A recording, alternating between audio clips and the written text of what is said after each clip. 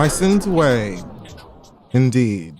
Welcome, niggas, friends, other people out there wasting your time to listen to 2 hours worth of niggas telling you all of the ways that you're awful. And you know deep down that we're right and you need to do something about it. You probably won't. You probably won't because you're confused. And you know what? We're not God. So good luck. Oh, in case you're wondering, I'm the black girl at the beginning of Mean Girls that goes, I'm from Michigan. And I am Sanaya Rivers, and this is The Read. Thanks for coming back. Oh my goodness, it is. And thank you for coming back. Where we talk about all sorts of things, including excellent black people. Let's do some of that. Today in our Black Excellence, I would like to give honor to, first of all, a little indie film, little known film, hasn't really been too on the radar. Film that came out this year, it's called Sinners. Tiny indie horror flick. It is now, though, the 6th horror film ever to pass $200 million domestically at the box office. Still in theaters. It is. Still out there. It is. If you want to watch it. Maybe you is. haven't seen it. Yep. I guess you'd probably be the only one, seeing as it has made $200 million, or passed $200 million domestically. The only other horror films to do this in history are It, the Andy Muschietti remake. Scary. Fantastic. It Chapter 2. Oh, that's good. There's another one. You know. The Exorcist, Jaws, and The Sixth Sense. Wow. Yes, those are incredible movies. What company? Didn't Variety just the Oh, I was getting there. Oh, okay. I was getting there. So this happens so quickly. It's interesting. It's almost like you should have gave niggas more than 2 days. That one number that you were talking about. You know, the budget number that you were talking about. Wow. It's so interesting that it's so far past that number now because we aren't in the first fucking weekend that the movie came out anymore. So interesting. A $90 million budget is just past $200 million domestically. $358 million globally. Oh. This film is made. Wow. So what were you talking about? Right. Yeah. Exactly. Yeah. So anyway, that was what we thought, actually. This critically acclaimed motion picture Incredible is movie. still in theaters. I've already ordered my Steelbook 4K UHD edition Oh, video. yeah. Because when all of this streaming shit hits the pot, you know who will still be enjoying her DVDs. films. Got to have your things. Got to. Thank you. Yeah. So congratulations to the entire cast and crew. I mean, duh. We knew it. We did. The picture's perfect. There's nothing. I mean, you just had to give it more than 72 hours, I guess. You just had to give it a minute. Perhaps, maybe. It really hasn't even been out that long. The fact that it's still in theaters is a testament to how well it's doing. But if you honestly look up the bitch who wrote it, just some of her personal sentiment, right there. Like, okay, you're a horrible person. Okay. So this is what you do. You write things to you probably do this just to piss people off. Well, and just believe in political things that are. You won't be. Oh, okay. So you wrong in a lot of different ways. Oh, okay. Yeah. Well, then, all right. Also, would like to give honor to a beautiful young woman named Nigeri Kennedy. If you haven't heard.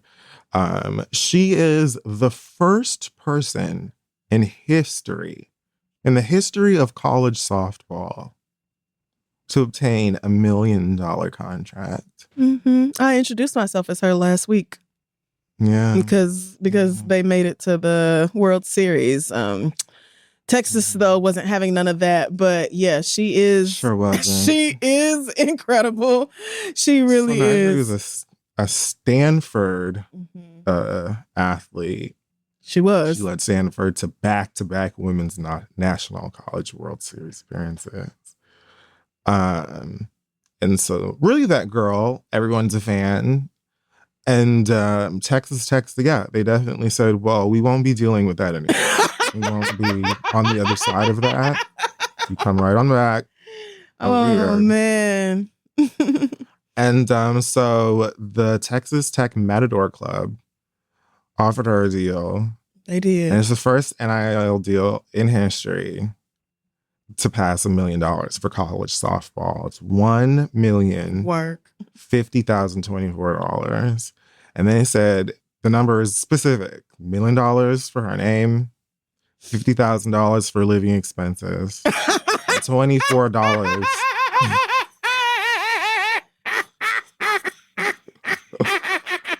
They said you are moving to Lubbock. $50K is all you need. And $24 to represent the number that she wears. Oh, I love that. Oh, I didn't know that part about. I didn't know that part about the living expense. They're trying to be sweet. It's not their fault. It's not expensive as dick to live there.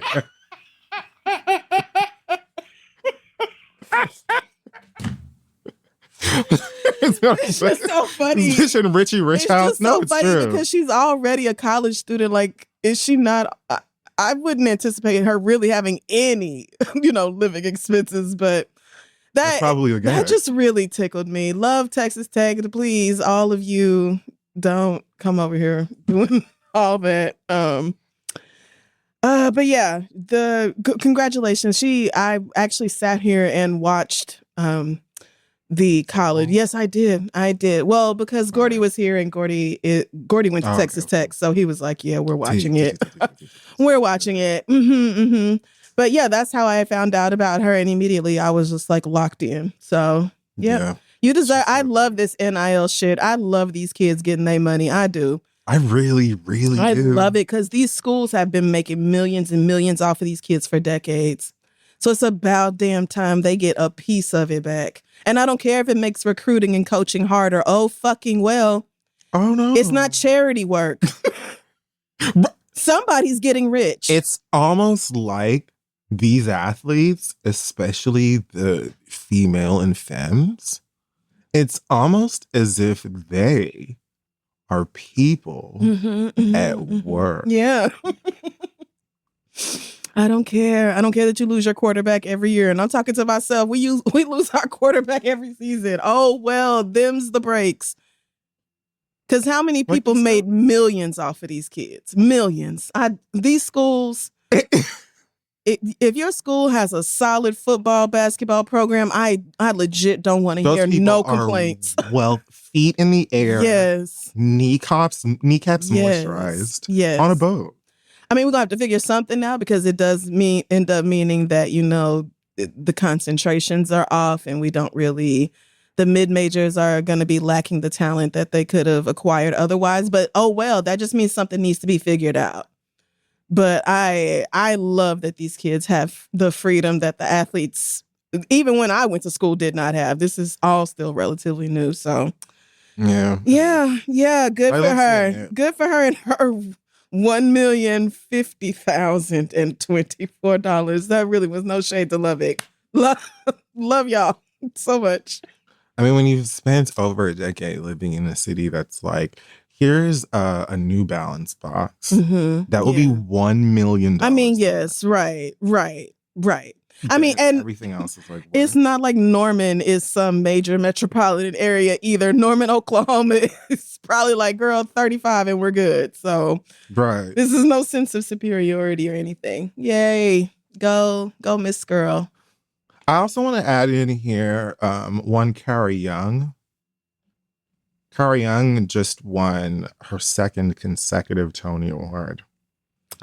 Best performance by an actress in a featured role in a play as Aziza, a Harlem-based social worker in the play Purpose. This is her second win in a row and the first Black performer in history to receive two Tonys. Receive a Tony 2 years in a row. So for this same congratulations in this same category. You really have to, like, if you had any doubts that you were that bitch, winning best performance by an actress in a featured role in a play 2 years in a row, that really ought to shut up your inner critic. It really, Yeah, that's that fair. really ought to lay that bitch to rest. Congratulations. Yeah. Okay. So let's get into some pop culture and run-of-the-mill stuff with a segment called The Hot Box. First of all, the BET Awards happened. Did you watch them? I did not know they were on. Great. Me neither. But I was told to go back and watch the performances because the show was actually really good. Oh, was it? So maybe I'll go back and watch it. I was told that the overall show was excellent, but to make sure I watched the performances, and I did, and I saw exactly what they were talking about because, yes, it was a good time. It looked like y'all had, my favorite was probably the 106 in Park reunion. Did you watch any of the videos or clips or anything? I've not seen anything. Well, there was a 106 in Park reunion where they brought back some of the different hosts throughout the years. Like Free was there, Big Tigger, a few more people. I didn't know everybody's name, to be honest. But then they also had AJ there? No. Oh. I would have said said Terrence J was there, but not Roxy. So weird. So it's like one half of every version. Right. So it was like 5 different, whatever. The point being that they each introduced like a 106 in Park artist. No, maybe, and I don't know who that is, but I don't think so. He went on to do like a million. He was a New Girl. He had a show. Oh no, no, not him. Okay, no, he wasn't. But they each introduced like some different 106 in Park artists, like artists that were really hot. So Ashanti, Amory, Maya, B2K, Lil Bow Wow. That was actually, I really, really loved that. Like, that sounds fun. That was cute and well done. I was shocked at how good it was. The Jamie Foxx tribute. I saw he cried. I saw a picture of him crying. I cried when Jennifer Hudson got her ass out there. I did. I'm sorry. It's something about Jennifer Hudson's voice. She was up there. And I literally, so it was her and who was on the piano, but they were doing Unpredictable. And then she was in his tribute. Wait, yes. So right, Jennifer Hudson was in the tribute and she was doing I don't remember the name of this song, but she was doing like the vocalist part of it. And her voice literally, it had me break. I was busting out into tears sitting here. Yeah, her voice watching her. It was really beautiful. I don't know what it was about that. She's become such a like what's the word? She's become such a like an everyday pop culture fixation outside of just music with like Jennifer Hudson show. Yeah. Which has been doing well, and the whole hallway motivation choir that I love. Yeah. And all of these things for the film and stuff, from there being a fucking EGOT, she got all of them, right? She's an EGOT. Yes, I think she is. Mm-hmm. Yeah, I'm pretty sure. So it's like now when I can't think of the last time she put out an album or like piece of music. I could be completely ignorant because I don't know anything these days. But every now and then that lady is like, all right, I'll say it. Let me just remind you. And then she does. Yeah.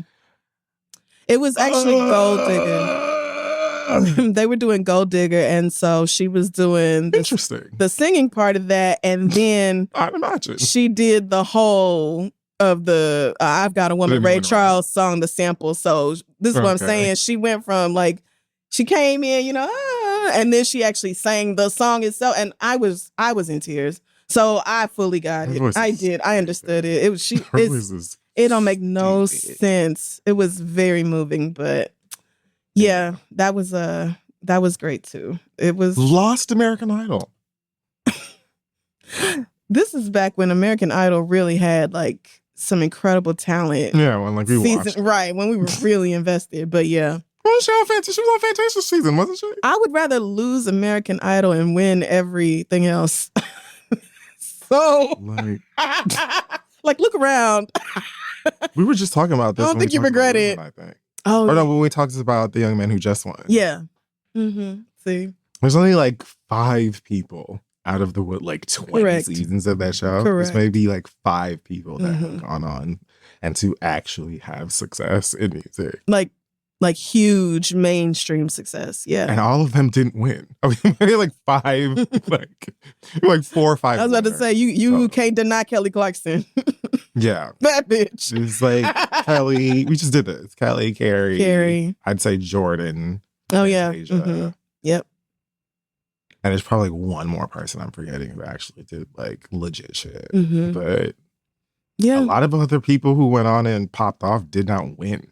Oh, yeah. Like they were just talented and found a way. And Jennifer may be the most successful of all of the people who didn't win. No, without it. Who else has an EGOT? Question. She, like, flat out, seriously. Yeah. Anyhow, love that. I will definitely go back and check the show out because you should. I didn't watch it out of shade. I also was just like, oh, I think I was reading Doechii going off about that guy in the house. Yep. I read an article about that, and I was like, the BET Awards of this week? I had no idea. But I'm surprised they had him here. Right. Yeah, I don't know why they didn't promote it because so many people were there. Like Stevie Wonder was there to present one of the Icon Award to Jamie Foxx. Mariah Carey was there. Like this was like Kendrick showed up. It was all these incredible artists, and like, I feel like there was zero promotion for this show. Like, I just had no idea it was even coming on. I found out last night about the BET Awards, and I was told, hurry up and go watch them videos because it was a great show. So good for them. I would love to hear that. Apparently this was the year of like a dress code, and they made niggas actually try to look like something, and wasn't no more, showing up looking like you finna leave here and go shoot somebody or something like that. So I actually like that. Yeah, it sounds like it worked out. So good for BET. But yeah, it was those performances I went back and saw, you really should go see. Best male R&B pop artist is Chris Brown. Well, sometimes he beat Bruno Mars, Drake. Oh, okay, yeah. Friday, Leon Thomas, Teddy Swims, The Weeknd, Usher. I know who maybe 4 of these people are. I mean, I guess I should just be glad it's somebody black, because given this award, white? This is what I'm saying. Given that the Teddy Swims would piss me off, even though I do like his voice. Oh, he's saying it like the Grammys or some shit. Doesn't he have like a soulful voice? Yeah. I Lose Control. Yeah. That's his song. You know how black people are. Oh yeah, I love his voice. See? But I still would have kicked over several things. I didn't even watch it, and I would have kicked over something in here. I've knocked this ring light over. Like, let's not be stupid. Yeah, but Kendrick got Album of the Year, I think.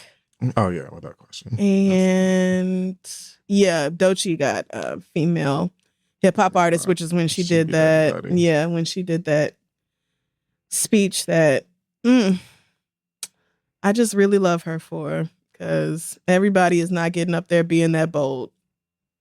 Oh, and she got the award from Abbott Elementary. Quentin probably presented it to her. This is what I'm saying. All like, right, yeah, I'm gonna watch this. Why was everybody there? That's crazy. Okay, this Key Glock person, I was in here trying to make something for Patreon, and I came across this person's name because I'm pretty sure he's on that song Ungrateful with Megan's song. Oh, okay. Which is so good and so underrated. But I saw his name come up on something I was doing for music videos, and I was like, wait a minute, is this him? Yeah, fine. I went to Google him to see, like, find evidence for my theory. And Google showed me the age 27 years old. And I was just like, okay. I guess, well, it doesn't matter at this point if he's fine or not, because I'm just like, okay. An infant. I know that I'm old. And I know that there are now young people that are also grown, technically, that are fine, that are still nowhere interesting to me when I find out that they are younger than like 32. Yeah. So That's there, and I accept that. But am I one of 12 niggas born in 87? What the fuck? Where are you niggas? Why are you letting all of these niggas in their 20s represent the streets? Come outside, bitch. Like, I don't why are you old hoes? I don't have time. I'm not one of these rich niggas. One of these rich niggas trying to revitalize their youth. Right. You know, by dating a young butch queen from, you know, West Palm Beach. You hoes weird. Okay. Well, that's in my bookmarks. Did you watch Amory with One Eye Against Tiny Desk? I heard it. It's a trending sound on TikTok. It's a what? It's a trending sound on TikTok. It is. How is the Tiny Desk a trending So sound? not the whole 15 minutes it's long? like a clip of it, of her doing one thing. And it sounds a little and it ends with her going, "Times when." Okay, so I was hoping that you could give me information on whether or not it was worth my time. Based off the trending TikTok sound, I'm going to say no. The feedback, the commentary has not been kind, but her BET Awards performance was better. So I am gonna give her that. But that Tiny Desk baby is not. Amory's been trying. That clip that I saw, that was all I needed to see. Rich Harrison set her up with one thing. Mm-hmm.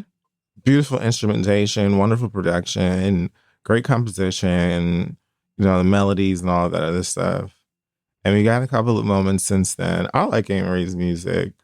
But it's one of those things where, and this has nothing at all to do with the person behind the name, One Eye or Two.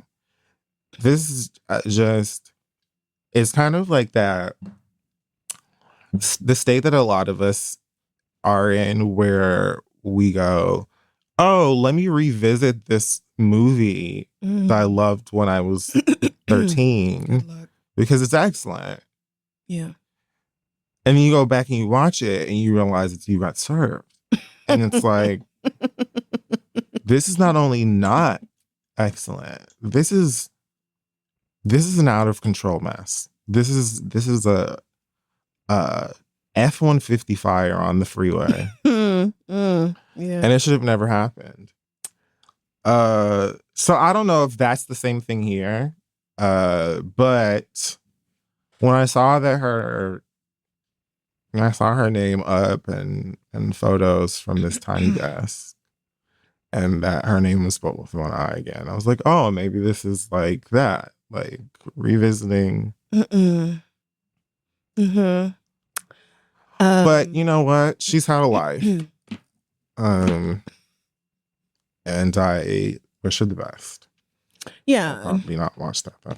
No, I don't think you will. Speaking of singing, there's a film coming out called Kiss of the Spider Woman. It stars Jennifer Lopez. It's coming out via Lionsgate. It looks like a film. And let's see here. They really set you up with a lot of the oh yeah. So she's gonna sing. She's singing. Oh. A lot of times. Okay. A lot. And it looks like Chicago, the musical movie. But Jennifer Lopez is saying, well, that movie had people in it that didn't need to. So here's the thing. It has the, you know, film marketing set up with all of these quotes from different critics in it. The role Jennifer Lopez was born to play. Directed by what does it say? From the director of not Mean Girls. Wait, is it No, Dream Girls. Okay. Oh my God. Director of Dream Girls and Beauty and the Beast. I'm guessing the one with Hermione in it. The live action. Yes. Yeah. Well, I know he spectacular. I think he got an Oscar for that work on Chicago, which I really did enjoy the Chicago. Oh no, Chicago's excellent. Adaptation, right. So this, honestly, when you said Kiss of the Spider Woman, I thought this was like a Marvel musical. So now that I've looked into it a little bit, I see that it is not at all related to comic books. And they are it's more of a figurative Spider Woman. So, yeah. So I'm less concerned now than I was at first. I was about to say a masterpiece. 5 stars, a masterpiece. Okay. Guess who that quote's from? Jennifer. Out. Oh, well, it is about a gay hairdresser. So Out's gonna be, well, you know what? Maybe they really do feel that way. Has it been rated maybe on Rotten Tomatoes yet? Kiss of the Spider. I don't think so. The best movie musical in I trust years, those mean bitches. USA Today. Wow. Oh no, it has an 83% on Rotten Tomatoes. That's not bad. I watched the teaser. She's singing in the teaser. It ends with like some notes. All right. And she doesn't sound bad. She doesn't sound bad. She sounds like Jennifer Lopez, but she also sounds like Jennifer Lopez has been in the room with Stevie Mackey. Like, wow. I don't sleep. I won't be sleeping. Okay. Freddy Krueger, whatever you want to call it. I'm not going to sleep. We're going to stay up every single hour of every single day until filming. Yeah. So, but am I rushing to go watch this? Absolutely not. Oh, I think I am. I think I am now that I'm also letting the trailer play while you're talking about it. And I do think I want to see this. At first I was disgusted because of the whole, I thought it was Spider-Woman, like swinging from webs. But these are honestly, I think that's probably why I clicked on it first. These are pretty good reviews. Deadline said it was the role she was born to play. Yeah, I think they put that in the trailer too. Oh, but I was about to say 83% isn't bad, but The Color Purple got an 81. So maybe it is. I think people like musicals at the movie because not everyone has access to musicals of this scale in general. Right. So this is for many people their opportunity to see a musical, period, much less like at this scale. I get that. And so a lot of people just don't like, some people who don't like going to the theater. It feels less, going to the movie, like there aren't as many, there's not like, what's it, like etiquette. Like, right. Broadway in the movie will theaters, still kick you out for they will getting on your phone. Out. Matter of fact, the bitch sitting 2 rows behind you will snitch. Right. Because why is your phone out? As soon as the little glow pops up, your ass is out of there. Put it all on, turn it off, D&D, airplane mode, theater mode. You can even put them damn watches on theater mode. They have a theater mode for the fucking theater. Like they don't play about the integrity of the space. And guess what? We're not Regal. This is not the AMC, bitch. We are not at Alamo Draft House. We're not going to tell you twice. And it's hard to take a beloved musical and adapt it for film because the Broadway, the theater people are so critical of their work being used somewhere else. Which, I'm all for gatekeeping your things, but which is why it is important to hammer down the success that was Wicked. Yeah. I mean, Wicked is just if there was one to done, be like about, I would have expected it to be Wicked. Yeah. Not a soul, not a peep. Everyone ain't happy. Yeah. Have you seen the trailer for Miss Wicked Fergid? I have. You said it sounded like Wicked Fergid, and it took me a second I said that on purpose. Okay, it took me a second. I have seen it, so I've heard. I know what happens in the second part of the show now, but I still haven't heard any of the music. So I'm guessing this is For Good that's playing in the background, given the lyrics and all, and it sounds beautiful. So I'm actually not going to listen because I do want my first time hearing it to be Ariana and Cynthia, That's fair. Not the original cast. No shade to them, but I prefer the Ariana and Cynthia versions. I guess just because that was my first foray into Wicked anyway. But yeah, it looks really good. It does. I'm very excited. Bro, the story is fucked. They need to. Okay, well. I mean, it's like it's darker. Okay. Damn, that's concerning then, because this first half wasn't exactly sunshine and roses. I mean, yeah. You said it's gonna get worse, so prepare yourself. First side's a little bit more about like friendship and like not fitting in and fulfilling a purpose, and then such and such and such. This next side is just like, oh, what's up? When the empire is against you. And for everybody. Oh, wow. And then seeing how they really weave in the Wizard of Oz story and stuff into it and make it like, well, this is the real story. Right. Can't wait. Yeah, I'm very excited. And I hope Cynthia should have won. I'm hopefully gonna find a theater that's showing them back to back, and they'll just have like an intermission, and then you come back and watch the second half. Of course, somebody needs to be doing that. I didn't even think of that. Of course, they'll do that. They need to do that. Of course, they'll do that. Yes, I'll spend 4.5 hours at the movies today. You won't be the only one. Like, you won't be the only one. Oh my goodness, yes. I wonder which places are going to do double features. Somebody gotta, yeah. Give us 15, 20 minutes in between the screenings and come right back. Yeah. That's tea. Yeah, should be good. That's tea. Can't think of who did that in the last... Although I can't think of the last two-parter movie. Yeah. Whatever. It's not coming out till fucking November. We got a long ways to wait. Yeah, we got some time. I was surprised they released that teaser when they did, but I was like, they needed to. The gays were dehydrated. The gays couldn't take it. Like, please. They're like, you filmed it. Wait now, where is it? Give it to us now. I mean, how dare it be Pride and you give us nothing? Y'all had to do something. Well, Anjanou Ellis Taylor is washing off that Deliverance movie in an epic way. What?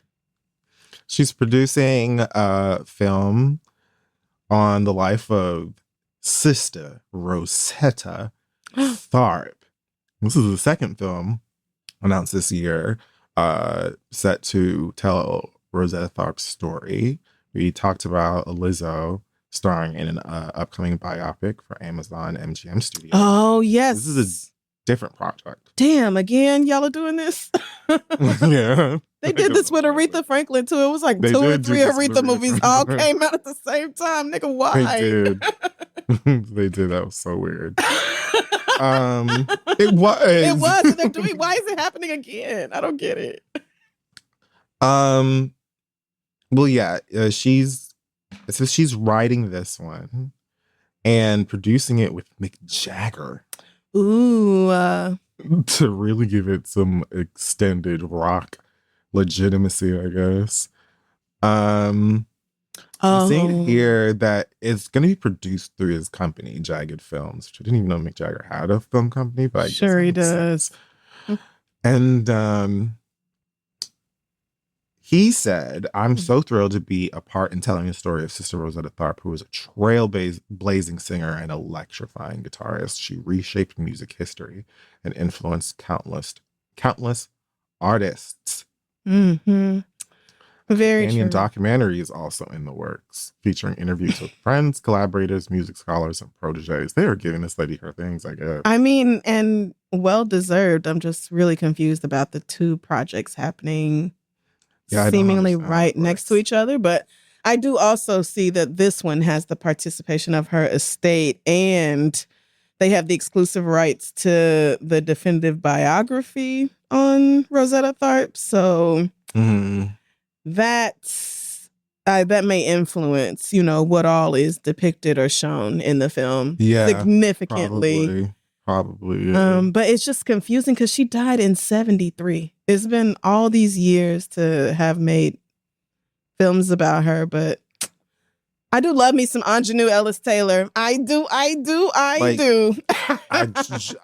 love. I trust that lady. I trust. That lady. Yeah. So I will be seated. She said, oh, where did I just found this nice quote from her. Yeah, she said, with 6 guitar strings and an amplifier as a battering ram. Period. Arm knocked down the Jericho walls of convention and respectability. See? I'm thrilled to partner with Tribeca, Jagged Films, and Inaudible Films to usher Sister Rosetta, a queer woman shaped in the pews of the Black South, to the screen. That's it. I'm watching them. Like, you had me I'll at be battering there. ram and Jericho walls. Right. Like, you better just write. Yes. And I want to see openly queer shit. I want us, right. Sounds like because why would you even tease me like that? No, I want to see it. Getting some gay there. Queer woman shaped in the pews of the Black South. We're getting scissoring. We're getting a little cunnilingus. Good. We deserve. We sure do. Mm-hmm. What else is going on in the world? Oh, for those of you who are absolutely pissed at the nerve of Rock Nation and the NFL to allow anyone other than Wheezy F baby. What does the F stand for? Please say the. And the F is for like a whole bunch of shit. Franklin? I really don't know. He would always say, and the F is for, oh God, our mentions are going to be destruction. Anyway. Finisher, not phenomenal. I reject that. No, he's never said one thing. It's always been the F is for something like the end of an Animaniacs. He just say whatever. Wheel of morality, turn. Fame, fortune, fuck you. Probably all of those. All of those. Yeah, that sounds actually, like someone is going to be like, "Hey, Fury, Crissle, I've compiled a list of 72 all the times. I hope you do. Send it to me." Well, he's going on tour, bitch. That's right. Joke's on you, National Football League, Rock Nation Music, Kendrick Lamar, TDE. He will be on the road from the months of July to October, where he's going to be touring to promote his newest album, The Carter 6. Is The Carter 6 out? I don't know. I have not been doing anything but staring at the wall and summoning demons. Oh. I was about to say. Unless I've been doing it by accident. Okay, please don't do that. Oh, no, it's out. It just came out a few days ago. A week ago. Okay. Well, all right. So. I do like Lil Wayne's music. I'll listen to it. Oh, wait. Who are these features? I like Big X the Plug. Oh, he's going. I like Big Sean. Jelly Roll, I feel like I confused with the other guy we just talked about, Teddy Swims. Yep. I see how you do that. Why. Okay, this is a cute tour. Bono, 2 Chainz. God damn, these albums are long. Oh, this one's not even as long as a lot of the other ones these days. Nicki's on a bonus track. I wonder what she. Oh, she's on a remix to track 6. Why? Just put her on the regular one. Whatever. 2 Chainz, Andrea Bocelli. Banned from NO. Yeah, that's hilarious. Oh, good grief. I can't wait to hear that. Alone in the Studio with My Gun, featuring MGK and Kodak Black. You know what? I might not. I don't know. No, I'm going to listen to this. I've listened to all the Carters. So I'll just see what it sounds like. Disclaimer, plenty paper, play with somebody safer. Okay. What? I'm reading Nicki's verse. I need to hear it. I'm sure I need to hear it. Yeah, you probably. Because if I send a pic of Shannon, you ain't that sharp because you still can't spell Prague, and that's horrible. Weezy F baby, and the F is for phenomenal. There isn't an F in that. I need to hear it, I'm sure. I need to just play it so I won't pass judgment. Sometimes lyrics look so dumb written out, and then you hear it and it's everything. Like. Right. You have no context Exactly. for it. Exactly. I didn't. No, I don't hide away from the world. I feel like I'm online every day, and I still didn't hear about the BET Awards or Lil Wayne's album. So yeah, that's why I'm shocked. I was don't sure understand. you knew everything about this. Well, the Lil Wayne album part, I'm not surprised. No, you just camp out on Spotify. But I thought that you would have at least heard of the BET Awards. But then again, I feel like this happened last year, where the BET Awards came and either we found out like the day before and caught it, or we missed it. I mean, honestly, it's not is anymore. It's not. Most award shows are not normally that fun to watch. The other day, I was flipping back and forth between the Tonys and Game 2 because I don't want to talk about Game 1. I was so nauseous. But anyway, congratulations. And well, thank you so much. But Cynthia Erivo did an excellent job hosting the Tonys. Like the Tonys were so fun and so good. Yes, really, really good. So. Book Cynthia to have her at the end of the show. She did a remix of like, and I am telling you, she was like, you are going though. You're going. and you want a Tony. It was really cute. It was a cute show. Hamilton did a medley for their 10-year anniversary. Audra fucking McDonald. Oh my God. A living goddess. I was, anyway. A perfect performer. Yeah. Excellent in everything she's ever done. I couldn't believe that they gave Nicole Schlesinger that Tony Award over Audra McDonald. Oh, Nicole swept Ginger out. She did. That. Isn't she MAGA? I feel like that's a Trump bitch. I feel like she said some Trumpian shit. Surprised. I feel like she has. In fact, I feel like I slightly remember her either saying something pro-Trump or saying something that was like, you voted for Trump, didn't you? Like it was either direct or it was like kind of obvious. I feel like it's an Instagram comment. Yeah. Same way I was watching Kirk Franklin close out the BET Awards and I was like really getting my life. And then I was like, wait, what is it about Kirk Franklin that I don't like? Because I feel like it's something. You have a gay son that you didn't treat right or something. It's something. Your mind will always click in. It's something. You just gotta give it time. You done did something I don't fuck with. Wait a minute. I don't think you're a good dad. It's something like that. You disgust me. Right. I'm just trying. I had almost forgot. Put my finger on one. Oh, man. Fun times. Well, congrats and good luck to anyone who's interested in going to see that. I'm sure it'll be a fun time with guests and whatever. The judge told Sean Puff Daddy Combs and his attorneys that the mistrial attempt, it's not going to happen. Stop talking to me about it.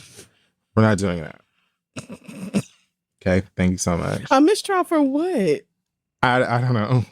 Because everyone's crazy. Because I feel like it's not going in my favor, Yana. Yeah.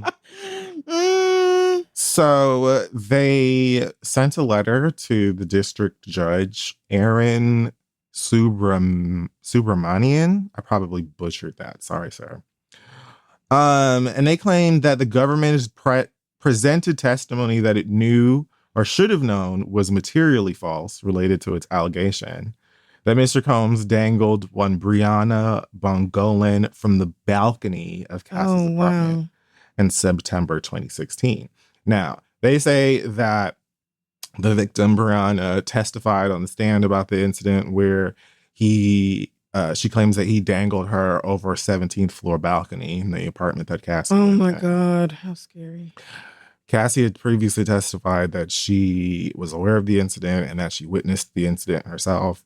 They came back and said the incident as alleged is disturbing and powerful evidence, and the government has used it to depict Mr. Combs in an extremely negative light as an angry and dangerous man who terrified Ms. Ventura and her friends, claiming that the accounts of this situation with the balcony was demonstrably false and that Cassie's testimony couldn't have been true citing text messages they say they have that indicate she didn't find out about the incident until after it happened. And when I read that, I'm like, do you think I give a fuck that whether or not Cassie found out about the incident with her own two eyes or after it happened? It'd be better if you would have been like, Cassie lying about the incident because it never took place, rather than Cassie lying about the incident because she didn't see it. She popped up after it happened. Okay, so you think I give a fuck? It happened. Yeah, she got the date wrong. Anything other than it didn't happen is like, okay, I don't care about the minor details. Did you do this? Let's answer that question first and foremost. Did you do it? Baby, that district judge told them this is not fodder for a mistrial. Period. This is the adversarial process at work. And added there was absolutely no testimony from the witness that was prejudicial in any way, shape, or form. Oh, pop off, queen. Then said that Combs' defense attorney, Nicole Westmoreland, had, quote, a real Perry Mason moment. No, shut up. They did not name check Perry Mason. You are lying. No, You made that up. I promise I'm not being shady about that last part. I'm reading this on people. Oh my God. It really says that. Ah! That Judge Aaron Subramanian accused her. And it doesn't help that, you know, you have the courtroom painting shit at the top, which I think is designed to make people look horrible. Because why does Puff Daddy, she literally looks like she's having a Perry Mason moment. And then this nigga sitting over here looking like Stinkmeaner from the Boondocks. I can't. It's just, it looks all bad. This judge is 46 years old, so that lets me know he was watching Perry Mason with his grandma. That's what I was like, Perry Mason? From the fucking... I know what you are. I know what you are. You stayed at home with your grandma when you was sick on school days. Like, what an old lawyer joke. Did y'all watch Gunsmoke too? That's what I said. Right before Doctor Who. Okay, Little House on the Prairie and shit. Young and the Restless. Bela Lugosi's Dracula. So yeah, that man's not getting out. No. That man. It isn't looking good. It's not. It isn't. Work in. Try harder, Boosie. Whew. You know, louder. You did your best, I guess, but I've heard enough. I've been heard enough for y'all to lock that nigga up for the rest of the time. It's insane. I've heard enough. It's crazy. I really have. It's wild. Yeah, it's pretty bad. And Kevin Hart, I mean, he tried to make a joke about it without actually saying anything about it. But did he host? Yes. Oh, okay. I watched his opening monologue. I was like, you know, normally I can't say I dislike, you know, Kevin Hart. He definitely can make me laugh, but I don't think that monologue was. I don't think that monologue was it for me. You know, you want to know something? I don't even know if I've ever said this. Probably the show's old. I used to be so confused about why people thought he was funny, because my introduction to him, I think, was my introduction to him was Soul Plane. But he wasn't like funny on Soul Plane. I don't think his character, you know what I mean? He was surrounded by like 15 comics that had been in the industry ages before him. I think that's part of the reason Cat Williams destroyed his ass on Shannon's show. So she was like, where did this queen come from? And why the fuck was she the lead of this movie? So I didn't even realize that he was a comic, I think, when I watched Soul Plane. And then he was hosting all of these comedy shows. I mean, all of these award shows. And he wasn't funny to me on them. So I was like, why does everybody love this nigga? He's not that funny. Not hearing a joke, yeah. I really only had Soul Plane and his award show hosting to go off of. And I was like, let me just watch one of his stand-ups. And I watched like maybe 2 of his early stand-ups, the stuff that actually made him famous. Yeah. And I was like, oh yeah, no, this nigga is funny. Yeah. So I get it. I just don't know that like award shows have ever been the platform or space for him to be hilarious. But I think that's hard for no, it's not hard. It wasn't hard for Cynthia Erivo. I was going to say. She killed it. I mean, when I tell you she killed it, I was extremely impressed. So if you ask Amy Poehler and Tina Fey to host anything, Maybe it's just women are better. Perhaps women are better at this. No. Ricky Gervais is great. Yeah. Well, I also think it was just it might have just been the opening monologue I didn't like because, the host comes in throughout the show and other clips I saw of him, like he had Usher's jacket. Usher has this big, like, floor-length red coat, and on the inside it has like a custom label, like this was designed for Usher, and they had scratched out Usher and wrote Kevin, and then he was like interacting with different people in the audience. Tisha Campbell, I almost called her Pam. I almost said Gina and Pam. Well, yeah, you know who I'm talking about. Yeah, Tisha, Carrie Washington, stuff like that. So it's like he is funny. Her name like 3 days ago. He's funny interacting, with other celebrities in the crowd, stuff like that. I think it was just the monologue that I wasn't a fan of. But yeah. That's fair. Kevin Hart he's pretty good at what he does. He is actually pretty good. Yeah. He's really good at that too. Especially now that he's like, everybody knows him and Hollywood, a lot of folks in Hollywood are willing to like joke around with him and stuff. I'd imagine him improving with folks in the crowd and stuff is funnier. Yeah. Whatever. Yeah. He had to write and then probably rewrite and then just be like, all right, fuck it. Like, I don't know. Like, I don't know how Ricky Gervais has been able to, probably just because he's a white man and British and extra rich. Yeah. And usually gets a great response from it because he comes out and is directly like, that person's a pedophile. Let's discuss. Like, just like. That's crazy. Okay. What's the last thing that it was, I think, just picking apart that man and how the judge called did he? Yeah. His attorney, Perry Mason. Yeah, no, that, I had to Google that judge. I'm like, nah, there's no way. I know what you are. I know it. I was like, if the nigga said Matlock, I'd still be like, okay, maybe he's around my age. Carrie Mason? Yeah, 46. Yeah. He had to be watching that shit with his granddaddy, grandma. You're old, but not too old. Right. Not that old. Not that old. Not old enough to have watched it originally. You watched it. Oh, no. You watched it in sick days. Right. Just like I did.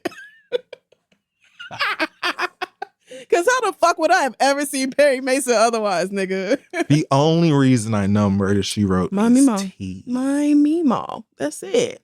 So sicking at home. Yeah. She's folding clothes. I got the soup. Yeah. It's Murder, She Wrote and Matlock. Every time. All right. Well, that's going to be it for the Hot Box this week. I was going to give you just a little tiny extra sports shorts. Congratulations. To me? To your OKC. Okay. And where's this going? They're a valiant effort in the finals of the National Basketball Association. Thank you. Yeah. Is that it? You're welcome. Yeah. Okay. Games. Yeah. Okay. Well, I like the one they won. All right. Okay. And that's enough. In finals. All right, don't jinx us. Please don't put no evil on us right now. I cannot take it. Congratulations. They beat another basketball player with a P in it. Yes, we did. That did happen. The Thunder did do that. I'm going to Game 5. I don't know if I said that out loud on the show, but I am going to Game 5. Well, you're going to win that one. I agree. I think we're not going to lose another game in this postseason, actually. I think Game 1 was the last game we're going to lose. And I think Game 5 is going to be the one where we raise the trophy. And this episode will come out after Game 3. So if we lose Game 3, y'all are going to chew me up. But that's all right. I don't care, bitch. Thunder at 5, bitch. Fuck everybody who don't like it. Yeah, I agree. All right. You done got me riled up. See? We'll come back. Hey, you. We're back. And it's time to listen to what you've been up to. And bless that. It is now time for your listener letters. Send them on over to asktheread@gmail.com. We may read them aloud on the show. Our first letter comes from Mel, who says, "Hi, Kid, Fury and Crissle. I've been seeing a bunch of TikToks of people hiring animal psychics for their pets, and I decided to give it a try. In some of the videos, owners learn about their pet's past prior to adoption, their favorite ways to play, things they don't like about their owner, and even if they're in pain. Our 30-minute session with the pet psychic was interesting, to say the least. I learned that my dog... It worked. I learned that my dog apparently wants me to stop offering him a French fry as a treat when I have some, because he can't resist it, even though it gives him heartburn. Wait, does she know that you do that? She also let me know that my dog does not like to be called Lil N-word, as the psychic put it. And that's when I knew she was legit, because she would have no way of knowing that. Oh, that's bad.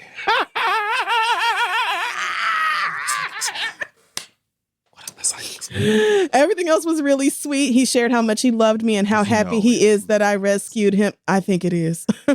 Oh, fierce. And how happy he is that I rescued him, because I don't make his bathwater too hot like his previous owners do, and I leave him alone all day. Okay. This is kind of... Would you guys get a pet psychic for your dogs? What do you think they would have to say? Love, Mel. Girl, first of all, I love that. If a white psychic came in my home and said, lady wants you to stop calling her the N-word, I think I would pass away. I would probably also lose consciousness. Even if she was just like the N-word. She's like, I would be like, you know what you call her. How do you know?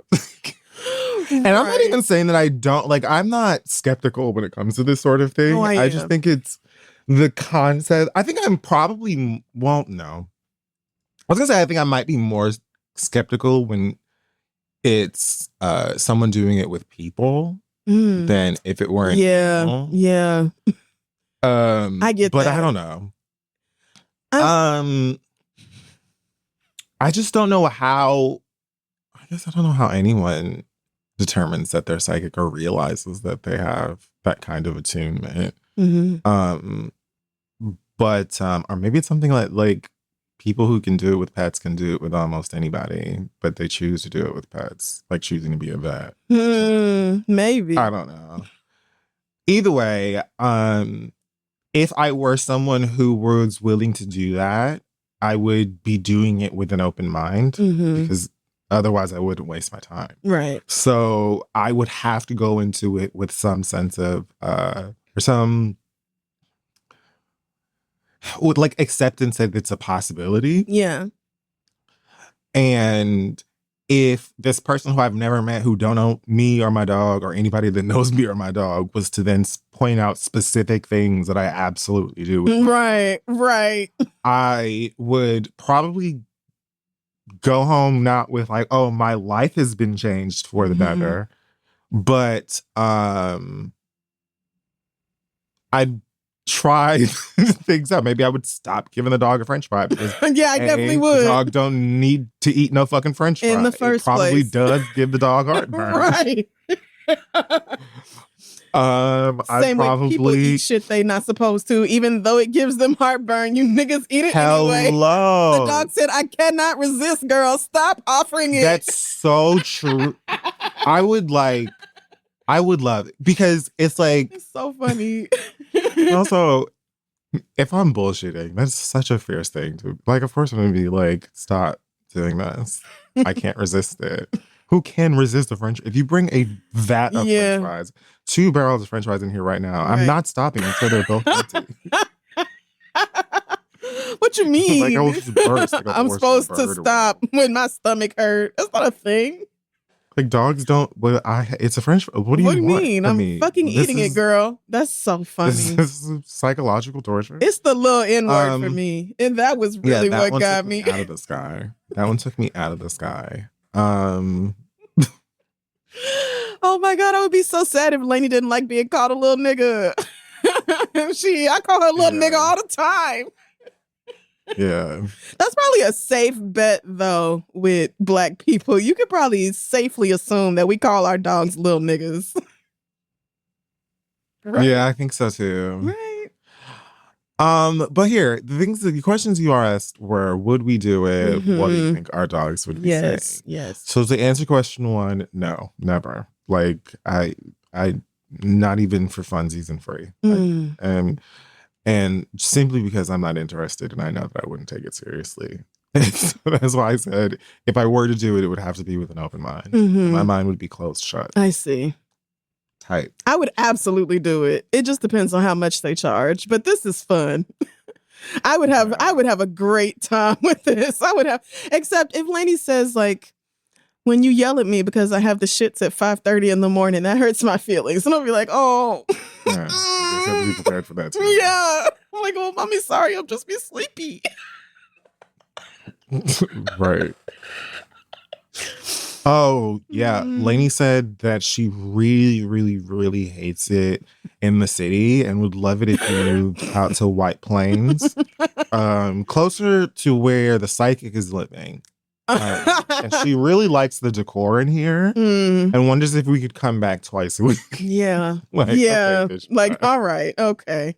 But yeah, I would absolutely, as long as it wasn't some crazy amount of money, I would definitely do it for the fun of it, if nothing else. Girl, I'm sure if you think about it, you probably know somebody personally that can do this. I want Lainey You probably know somebody. Well, no, I don't want somebody who knows us. I want somebody who doesn't. That way I am more likely to believe you if you get it right. So I want a complete stranger, not somebody who listens to everything I say and they're like, let me cobble together some things about your dog. But I think overall she would say that she, it's cool here or whatever. I want to hear her talk about daycare. Do you like that daycare? Is there some dogs in there that piss you off? Is there some people that you don't like? Like, I want to hear about what you go through when you're not around me. I want to know, are you having good experiences there? Do you like the vet? Stuff like that. I'm sure you could ask the psychic. I lost the word for a second. I promise I wasn't trying to be shady. Because it definitely sounded like it came out psychic. I love it. Because I was thinking psychiatrist, probably because I need one. I'll talk to him later today. Why would you say but yeah, you could probably ask the psychic for specifics. Like, oh yeah, hey, this is my dog, Lainey. She's been in daycare now for such and such, and I really just want to know how she's enjoying it. And so that way it's tailored to those. And when the psychic says daycare is fine, she wants to talk about you. Yeah. And it's like, okay, well, I asked for this. I paid $75, so you tell me. She wants to know if you have to watch Love After Lockup every day. She said, the WNBA, you're taking it a little too seriously. Like we're streaming games every day, mommy. Like, can we? What's the stud dating show called again? Ain't no such thing. You want me to talk about Hoochie Daddies? Oh no, it wasn't the stud. Yeah, Hoochie Daddies. She wants to know exactly. Can you cut that off? Why are the daddies Hoochies? And what is a dad? How come I don't have one? See? Yeah, we're not answering all these questions. I would do it though. I think this sounds cute and fun. It could be. Yeah.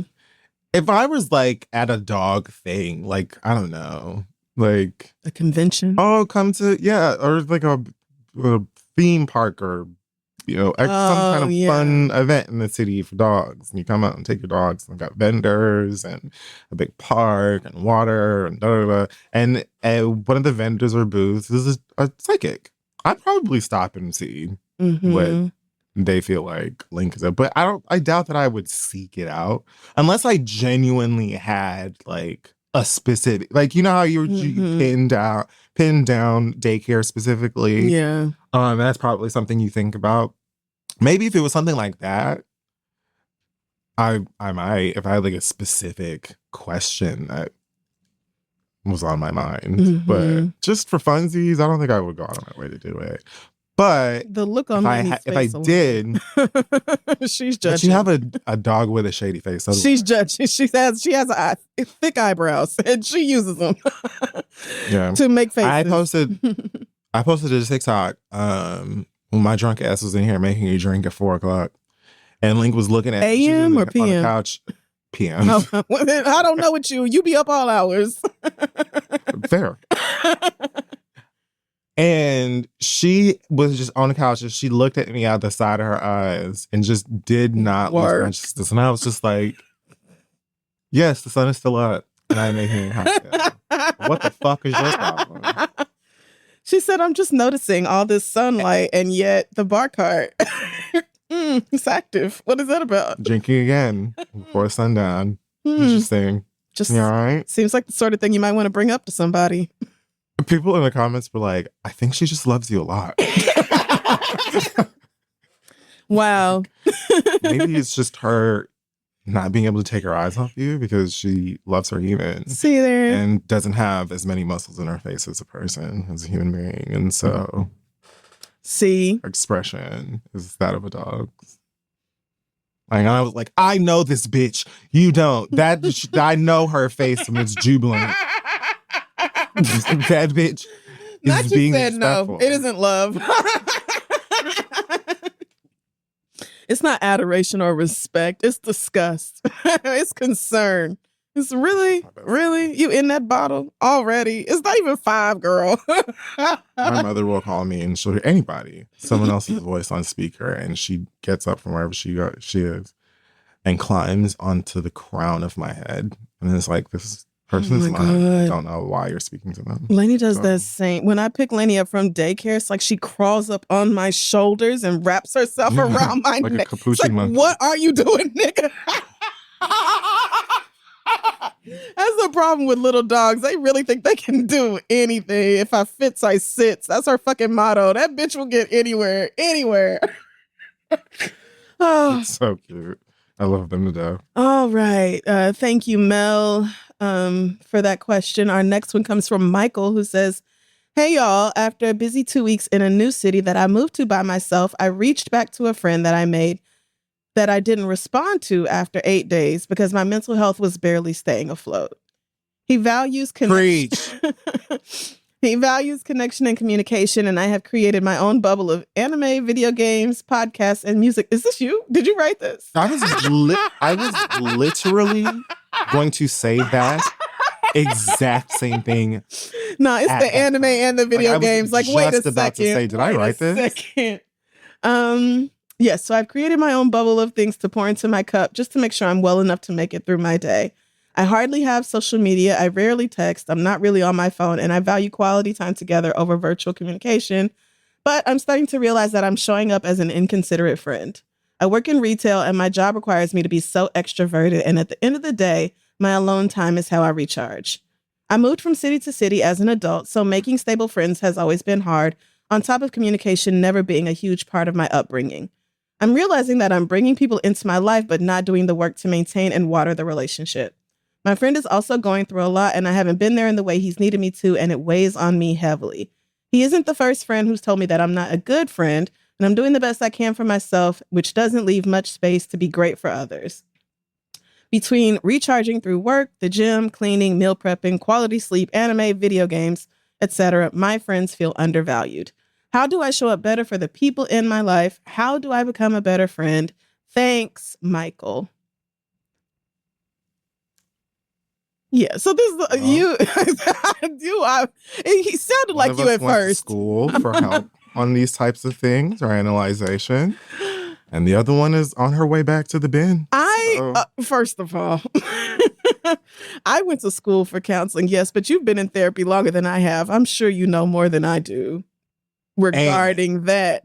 Yeah, I was swinging at Coachella like a pendulum. All right. Okay, now that is enough.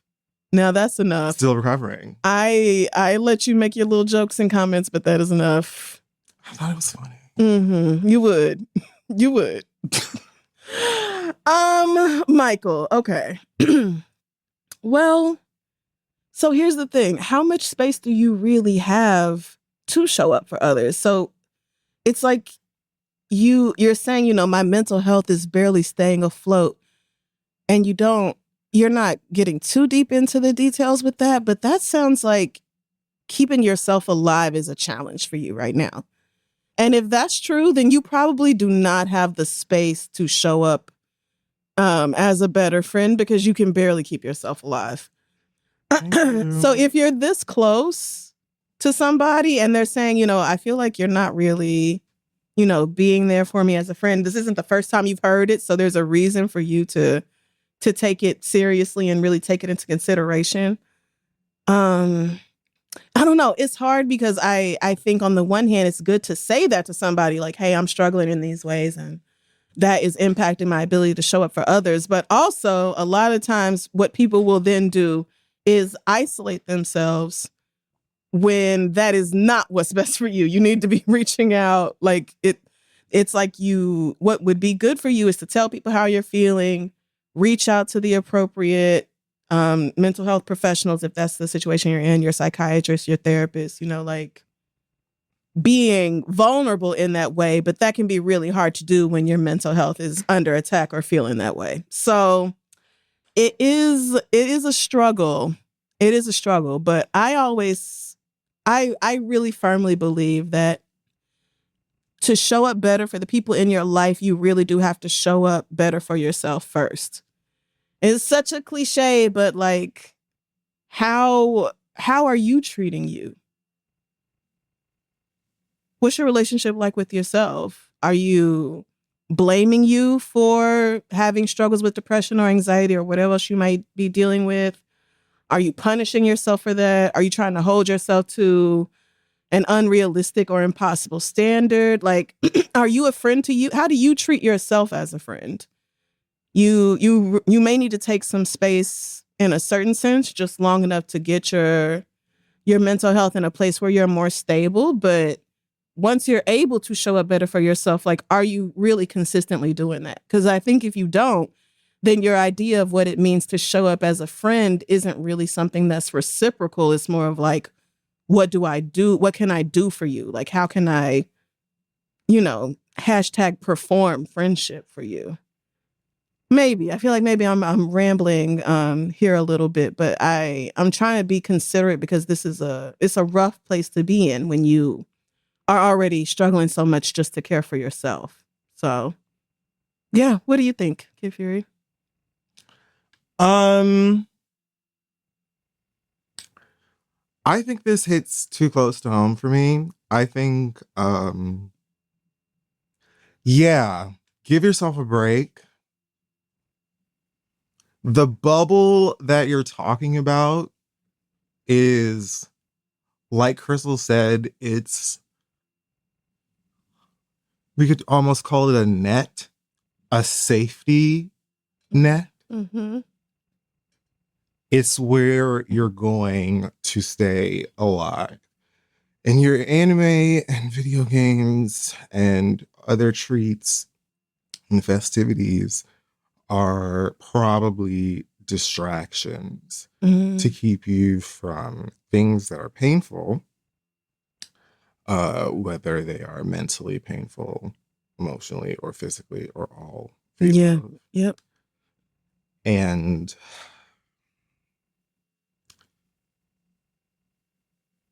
it's hard to feel trapped in your own body and mind and also feel this overwhelming obligation to show up for people in the way that you would like to. Mm-hmm. It's hard to operate in basic ways for yourself in your own best interest sometimes. And so it's difficult, especially for people who are on the other side who don't understand, to wrap your mind around being a perfect friend or a great friend when you're just trying not to die every day. It's complex, it's ridiculous and complicated, and I don't really have advice because I don't know. Mm-hmm. I'm simply doing the same thing. I don't even have fun in my bubble. I don't even enjoy any of those things at the moment. I mostly just try to go back to sleep. Mm-hmm. So, yeah. Good luck. I mean, Michael, you don't mention whether you talk to a therapist. If you don't currently have a therapist, I really would recommend one for you. You said that communication wasn't a huge part of your upbringing. That's a huge aspect of this. If you're not used to like the work that it takes to maintain healthy relationships, friendships, and otherwise, like that is going to be a challenge for you. That's something that a therapist can help you learn how to do. But yeah, I think what's best is trying to strike a balance between taking time to yourself to really focus on what you're feeling, what you're going through, pay attention to all that, but not to the point of cutting yourself off and isolating yourself entirely, because that can make mental health stuff much worse. So best of luck to you, babes, as you try to figure it out. Our last letter. You know what? Actually, let's leave the letters right there for this week, because I don't know about the rest of those. So that's going to wrap up the letters this week. If you have a question for us, send it on over to asktheread@gmail.com. We'll be right back.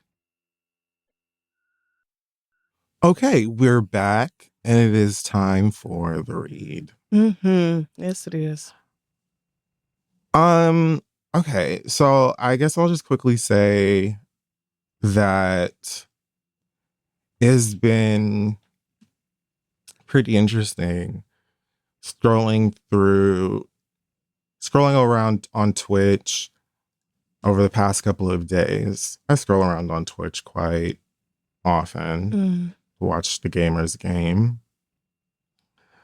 And then to turn on feeds to look up at live footage in the city of Los Angeles, maybe 20 to 30 minutes away from me. And that also looks like Call of Duty, Apex Legends, Titanfall, Battlefield.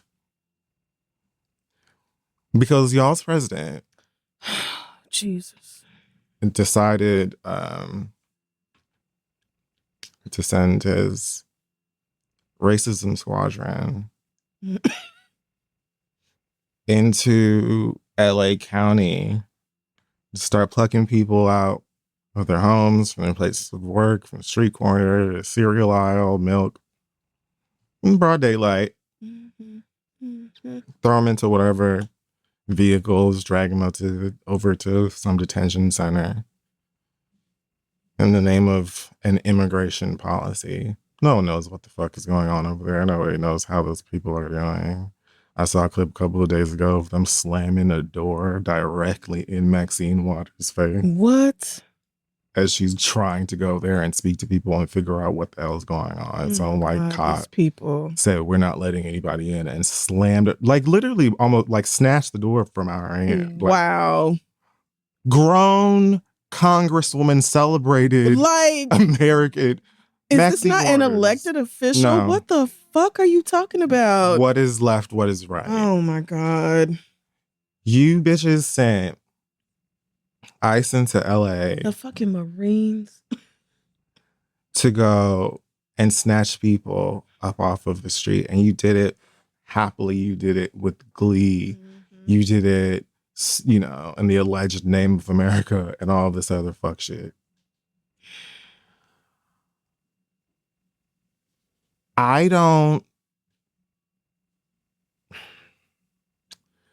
There's so many things here that really pluck me, right? Because I believe I don't remember if it was the deputy in chief, or if it was, what is his name? Somebody who from the Trump administration said, or maybe it was somebody from ICE directly. No, I think it was somebody from ICE, said that they were looking to arrest some like 3,000 immigrants a day. Oh, yes, I do remember that comment. And that it was something more like they're doing like 600 people a day at the moment. They're saying he's getting arrested. Yeah, it says here. Mr. Yeah, this is something. I was going to read him to pieces too, and then I realized that it was like a full thing. Stephen Miller, the White House Deputy Chief of Staff. That's the fucking It term. would be Stephen Miller. He said that ICE was aiming to arrest 3,000 a day. 3,000. Told that to Fox News. In the first 100 days of Trump's administration, officers arrested on average more than 600 immigrants daily. That was in the first. So, my God, those numbers have risen sharply over the past couple weeks. So, that to say, excuse me, it is impossible for you to be arresting over 600 people a day and be doing it in a way that is humane and by the books. I personally would very much love it if you would just leave these people the fuck alone. This is what just all together. Seeing as how, what the fuck are you doing here, bitch? You hoes came out to this goddamn You hoes came out to this piece of land. Countless individuals already here, thriving, living their lives. Here you came, literally stinking up the joint. And they taught you how to wash your asses. They fed you, and you took this fucking like country. Texas is Mexico. I don't even understand why we're having this conversation. Like, this is so I don't even really understand. I mean, I get why it happens, evil, but should it? To me, no. Should there be immigration policy in every country? Sure. Right. But this is so openly, visibly garbage, hateful, inhumane, and illegal. That's what I'm saying. Absolutely. If it's to be done, do it in a way where you are treating these people as human beings. Do it in a way that is legal. This is neither. It is impossible for you to make this many arrests. 600 even. Much less 3,000. You can't arrest 3,000 people a day. And do it in a way that's humane. So, Lord, it's unsurprising to me, especially in a metropolitan city or a county, that you do some shit this disgusting by way of a living idiot and have a response that is countless people showing up to where you taking their family, where my mom is, my dad, my aunt, my son, my daughter, my cousin, my grandma, and kicking off license plates, busting off something, side view mirrors, windshields. Because what the fuck do you think this shit is? The governor of this goddamn state talking about he gonna sue the president because how the fuck are you sending feds into my state to snatch people off of the street? And the Marines, girl. Absolutely. And not saying nothing. And you sent the Marines in afterwards because you were mad that LAPD took 2 hours allegedly to show up to where you hoes were at to do crowd control. When the chief of police for LAPD said, bitch, we have policy in place that prevents us from getting involved in or approaching citizens specifically over their immigration status. You can't do it. You know that maybe if somebody came over here and asked some goddamn questions before they tried to come in here, like Perry Mason, like Tom Clancy. Come on, Perry. Bitch, who are you talking to? I'm suing. Now he's talking about he's threatening to arrest Gavin Newsom. I saw that. Let's all have a great time. Gavin said, do y'all see what's happening? This is a dictator. The sitting president is threatened to arrest a governor because I insist that the feds can't come in here and swoop up my people. This isn't.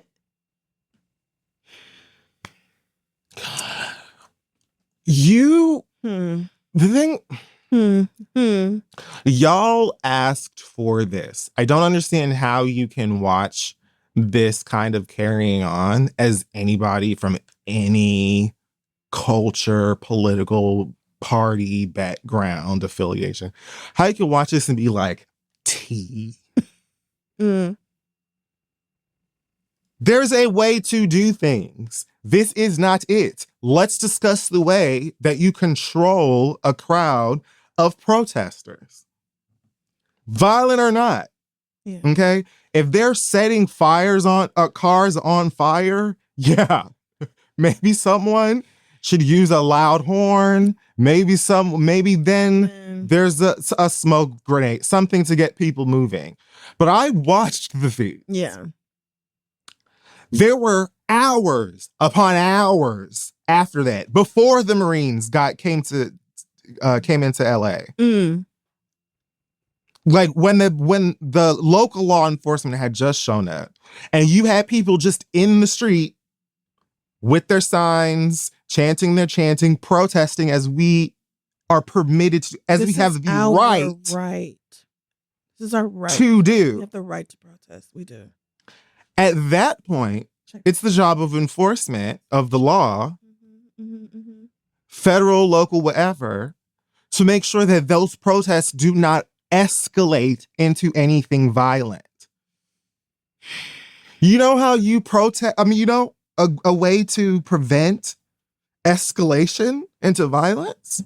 Don't send cops up on the top of the federal building with rifles and scopes and start shooting people, in the street. Little things. Small things. You don't whip out microwave guns. You don't throw out flashbang grenades. You don't start tear gassing people for having a Mexican flag over their shoulders. That's why they're there burning shit in the first place. Because you kicked open their abuela's front door and snatched her by the scruff of her neck and threw her in a cage. And they don't know if she's alive or not. They're human beings. Why does it look like Call of Duty on my TV 20 minutes from my house? Yeah. Because this nutcase is trying to send brown people out the country because he feel like that's what got him the popular vote, and it did. And you bitches are looking at this TV screen gagging. Let's keep it real. Like you can't believe it. Because you didn't expect it to be in LA. Oh, no, they definitely did not. And when all the brown folk gone, everybody with an accent is gone. The Purge. LA can't survive. The Purge. LA cannot survive without Latinos. Especially if you mean all brown people, including I was like, y'all are fucked. The city can't when they were pissed, calling the LAPD all kinds of names, talking about they're disgusting because it took them so long to show up when ICE needed assistance, this and the third. I'm like, far be it. I mean, far for me to even sound like I'm defending a police department. Oh, right. Especially for Los Angeles. Right.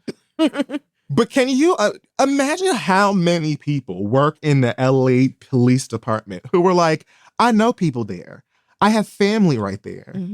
Like, some of them people might be like, or who the fuck do you think that you bitches are coming into our goddamn jurisdiction and just saying whatever the fuck, waving your dick around, upsetting our people and then telling us to come clean it up and get shot and get hit in the head with Zephyrhills bottles. I don't think they have Zephyrhills out here. No, whatever. Get hit in the head with water bottles and fucking wrenches and shit. Like, what do you think this is? And of course you don't give a fuck about de-escalation. You bitches want a reason to shoot people. Yeah, they do. They literally do. And that should be terrifying to anybody. Should. But a lot of you bitches also want any reason to shoot somebody. This is America in a nutshell. Oh, God. I don't know what y'all think, but the thing that really grinds my gears, I think the thing that really plucked me about this is when that same Stephen Miller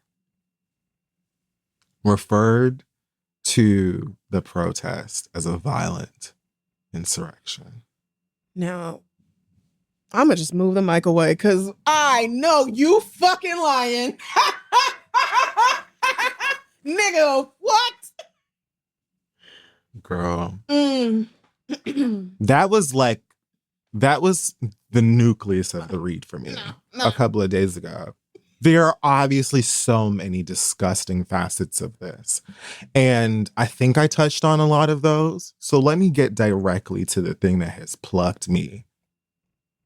I was going to direct this at just him until I saw a clip like yesterday where Trump was outside the White House calling them insurrectionists, saying they're bad people and they should be in jail. I was like, okay. This is what, okay.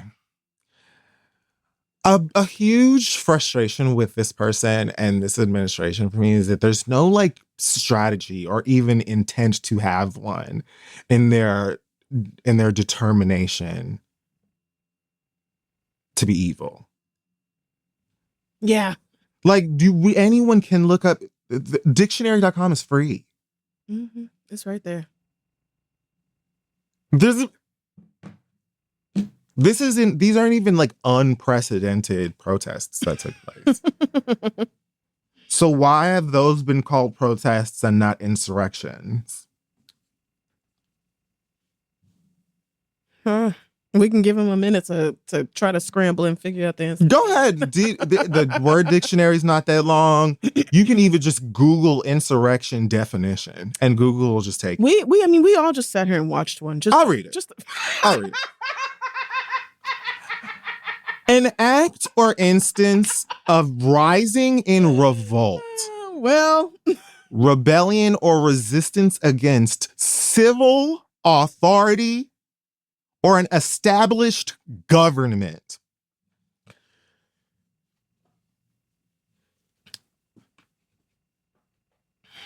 A bunch of Latinos coming down to the detention center with golf clubs or bats and saying, "Release my grandma," is not the same as the president telling Americans to go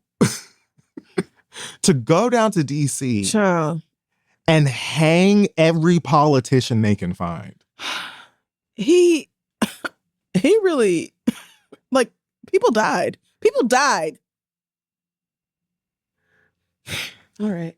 Like, the thing, and again, it plucked me before I heard him say it. Yeah, because that's when I was like, as soon as you said it, I flummoxed. I was like, I know what's going on here. Mm-hmm. It's like, this is your attempt at trying to reclaim your time. Like, you trying to take this word and reroute it because it is now almost exclusively associated with you because you are responsible. True. That's true. Oh, you're right. For one of the biggest, most notable, and most embarrassing moments in the nation's history. Correct. And you are surely, because you're a narcissist, because you're ridiculous, you're surely tired of people bringing it up all the time, and we will never stop. We won't stop. No. After you're dead, bitch, people are going to talk about this. Yep. Tough. Yep. Famous for all the wrong reasons. So now you're trying to just muddy the waters. Now you're trying to just go willy-nilly with this word and try and, tease tease out the definition of this so people just get things mixed up. We won't. Yeah. We aren't. This isn't an insurrection. It's never been an insurrection. There's a specific reason why people call this a protest or people call what you did an insurrection. If you don't understand it, you can read words. I know that's probably a problem for you, but that's not our issue. We're not doing this, bitch, okay? Those hands are dirty and that bed is the one you're gonna lay in, you misshapen, diseased, orange bitch. You orange bitch. You recycled looking, anyway.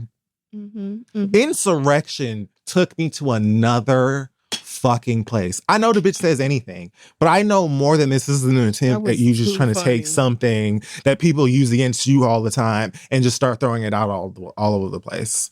We're not going for it. Yeah. We're not going for it with this one. And this should not, if you actually gave a fuck about policy American security, any of those things. You wouldn't even want to play with a word like that. You wouldn't even want that to be something that's confusing.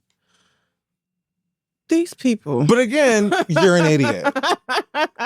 And anyone who supports you is also a fucking idiot. It's like if you went to your friend's house who had a Sega Genesis or some other game system that you don't have, and you are absolutely whipping their ass in fucking Sonic or some Smash Brothers, whoever, Street Fighter, and then you just unplug the whole system and say, well, I win because it's my house and my Sega.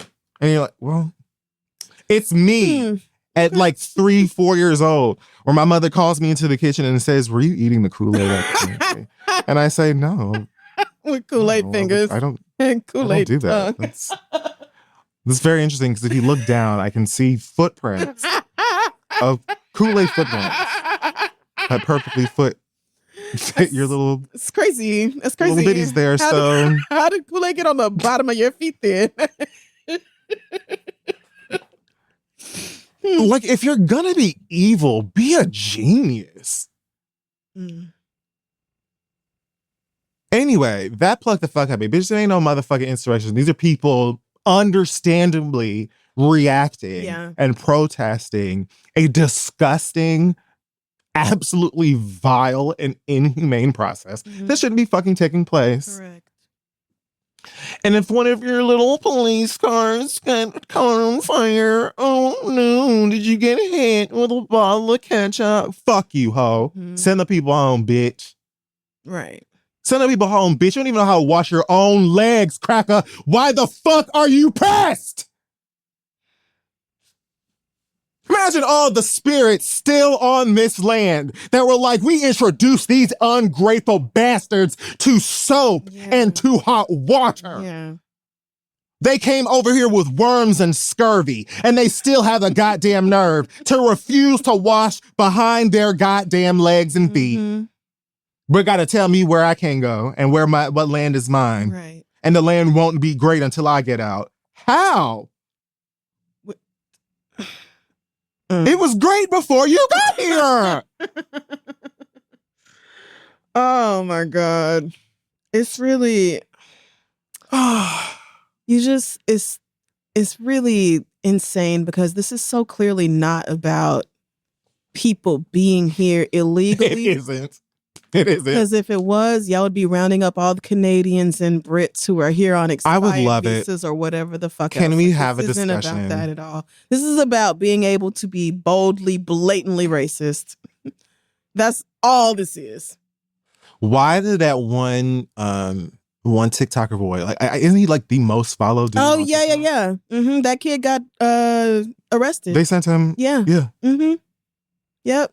Sure. They offered him like voluntary deportation or something, and he took it and left. I mean, and what do you think that had to do with the country where he's a citizen or the color of his skin? Like, let's all be serious about it. Let's discuss the TikTokers, like you said, very British. Let's be serious for just 2 seconds. TikTokers here from Australia. Let's just be for real. This is so clearly about race. This is so obviously about race. I've been simultaneously very proud of the people of Los Angeles for standing up and fighting back against this bullshit and completely disgusted that it's happening in the first place. But this is what we all knew was on the way with the Trump administration. Yeah. We knew this. So it's just... Yeah. It's just like... Yeah. I can't help but think, I guess it's like, it's only June. Yeah. This just now is getting started. That nigga been in office for like 6 months. It's only June. Not even 6 months. And it's only going to get worse before it gets better. Oh my God. Yeah. If it gets better. Well, I think it's a wrap for Miss United States. I really do, like Empire type tease. Like, I think she's getting ready to crumble. No, I think we all think that. I think we all hilarious in the books when the Chinese are like, like 300 years from now, the Chinese are like, and then the bitch told us. That was so funny when they were like, yeah, China's much older than you and we'll be here long after you. So whatever you think you got going on don't mean shit to us. In their textbooks in 300 years, gagging. Like, they had the nerve to tell us how much we was going to pay. And they told them bitches to eat ass. And other countries not there anymore because they voted for the host of The Apprentice twice. Yes. And the fucking Secretary of Education can't pronounce AI.